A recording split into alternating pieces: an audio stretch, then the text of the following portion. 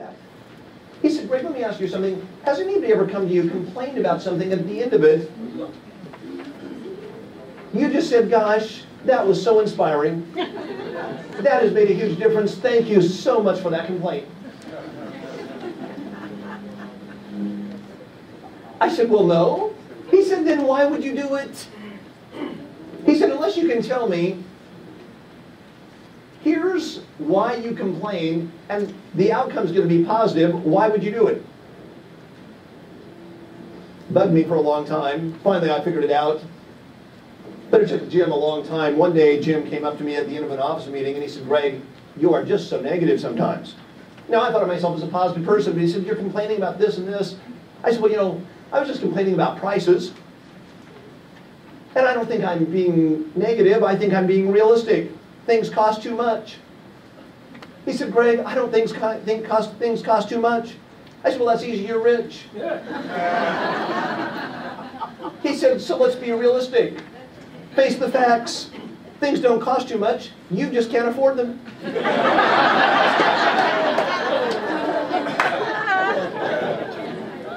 He was ruthless. He said, let me tell you what I think if you're complaining. He said, Greg, if you spend 5 minutes complaining, you have wasted 5 minutes of your life. And you have begun what is known as economic cancer of the bone. And soon they will haul you off to a financial desert and they'll let you choke on the dust of your own regret. He said, Greg, I hope I said that well. So you get the point. I finally gave it up. It will make such a huge difference. Whatever we complain about, we get more of, so just give it up. You conquer the disease of attitude by mastering your thinking habits and through taking action.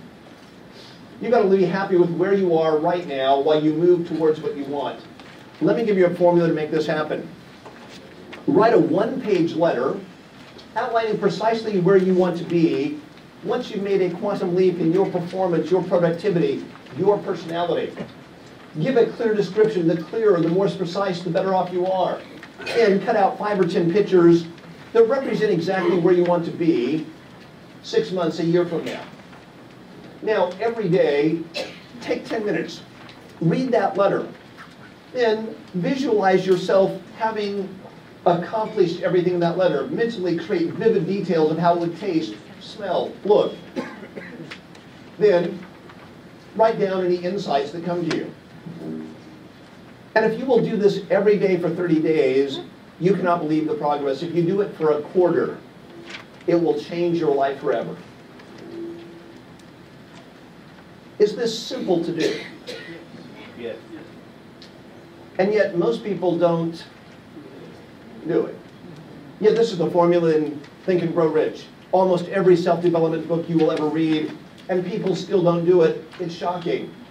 I want to wrap up today by just drawing your attention to a couple of mistakes that agents make after they leave the seminar. First of all, beware of the negative Nellies. There's going to be some Tarbell agents. They're going to come up to you, hey, how was that seminar you went to? Right. What are you going to do? You know, I've heard about Hobsford, those expensive people. You're going to say, I'm going here, I'm doing that. They're going to say, oh no, you didn't buy into that. That's so stupid. They're going to dump all over you. Here's a great thing. When they go back to the office, they say, hey, how was that seminar? Say, gosh, you can't believe it. I got there, got sick, never heard a thing. Then just go do it. It'll be easier to listen to negativity. Now, I know this sounds self-serving, but how many of you think in the last 2 days you might have missed something? I want you to realize that I want you to come back on a regular basis because you need to be reinforced. We learn by repetition. You're going to forget half of what you learned in the next couple of days. But you still have a better base, and now you learn again, and you keep getting better over time, and it makes such a huge difference. How many of you have been to the Gateway before? How many still got value out of this? I want you to realize that's what it works. Then focus on living the dream of your life. Finally, I want you to remember that as an agent, you truly touch the life of every one of your clients. And I want to wrap up today by reading a little story that I hope will remind you that you make a significant difference in the lives of your clients. As a realtor, you really do play a significant role in the impact of your client's life. And this is a great little story that I think reminds us that we do make a difference. It's called Teddy's Story. It says there's a story of an elementary school teacher named Mrs. Thompson. On the first day of each year, Mrs. Thompson stood in front of her 5th grade class and told a lie. She told the children she loved them all the same, but that was impossible because there in the front row, slumped in a seat, was a little boy named Teddy Stoddard. Mrs. Thompson had watched Teddy the year before and noticed he didn't play well with other children. His clothes were messy. He often needed a bath. Teddy could be unpleasant. It got to the point where Mrs. Thompson would actually take delight in marking his papers with a broad pen and putting an F at the top. At the school where Mrs. Thompson taught, she was required to review each student's profile and past records. She put Teddy's off until it was the very last one. However, when she reviewed his file, she was in for a surprise. Teddy's 1st grade teacher wrote, "Teddy is a bright child with a ready laugh. He does his work neatly, and he gets along with other children. He has good manners and is a joy to be around." His 2nd grade teacher wrote, "Teddy is an excellent student and well liked by his classmates, but he is troubled because his mother is ill. His life at home must be a struggle." His 3rd grade teacher wrote, "His mother's death has been very hard on him. He tries to do his very best, but his father doesn't show much interest.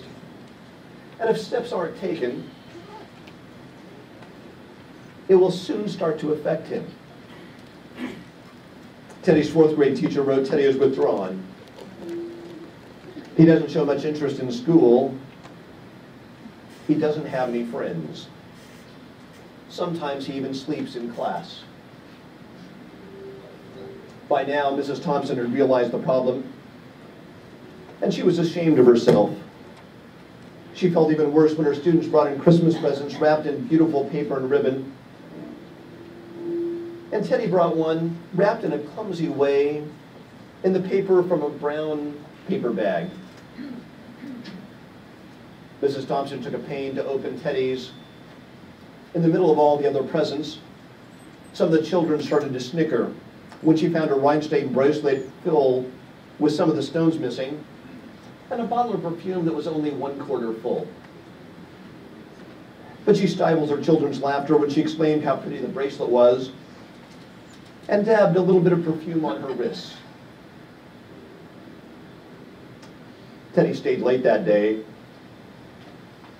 just long enough to come up to Mrs. Thompson and say, "Today, you smell just like my mom used to smell." After Teddy left, Mrs. Thompson cried. On that very day, she decided to quit teaching reading, writing, and arithmetic, and instead to commit herself to teaching children. Mrs. Thompson paid particular attention to Teddy. As she worked with him, his mind seemed to open. The more she encouraged him, the more attention she paid to him, the faster he responded. By the end of the year, Teddy was Mrs. Thompson's smartest student. And despite her lie of telling the students she loved them all the same, Teddy was her teacher's pet. At the end of the year, Teddy gave her a note that said, "You are the best and favorite teacher I'd ever had." A year went by, and Mrs. Thompson found a note under her door from Teddy. He said that she was still the best and favorite teacher he'd ever had. 4 years passed, and she received a letter from Teddy saying that although things had been tough, he had persevered, stayed in school, and would soon graduate. He graduated third in his class. 4 more years went by, and she got a letter and said, although it had been difficult, he had graduated from college with the highest of honors. He also assured Mrs. Thompson that she was still the best and favorite teacher he had ever had. 4 more years went by, and she got another letter. He decided after he got his first degree, he would go a little bit further. The letter explained that she was still the best and favorite teacher he'd ever had, but his name was a little longer now. The letter was signed Theodore F. Stoddard, MD. The story didn't end there. There was yet another letter. Teddy said he met a girl and was going to be married. He explained that his father had died a couple of years before and was wondering if Mrs. Thompson might agree to sit at the place at the wedding normally reserved for the mother of the groom. Mrs. Thompson agreed. She went to the wedding. She wore the rhinestone bracelet with some of the rhinestones missing. She made sure to wear the perfume that Teddy remembered his mother wearing on their last Christmas together. They hugged each other. And Dr. Stoddard whispered in Mrs. Thompson's ear, "Thank you so much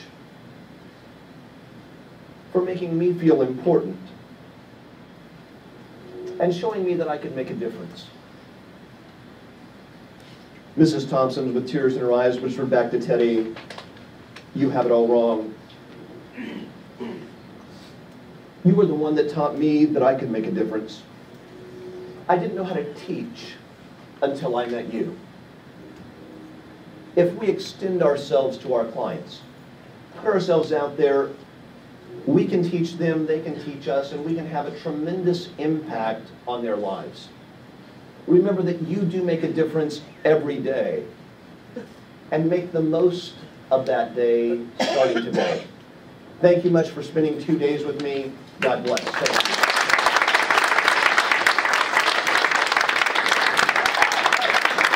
Thank you.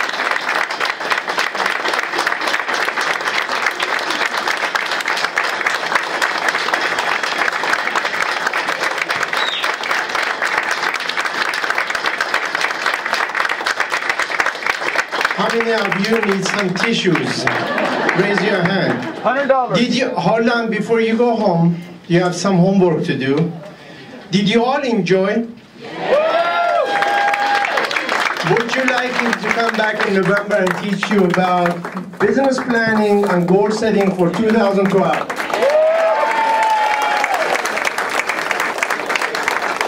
Good, thank you so much.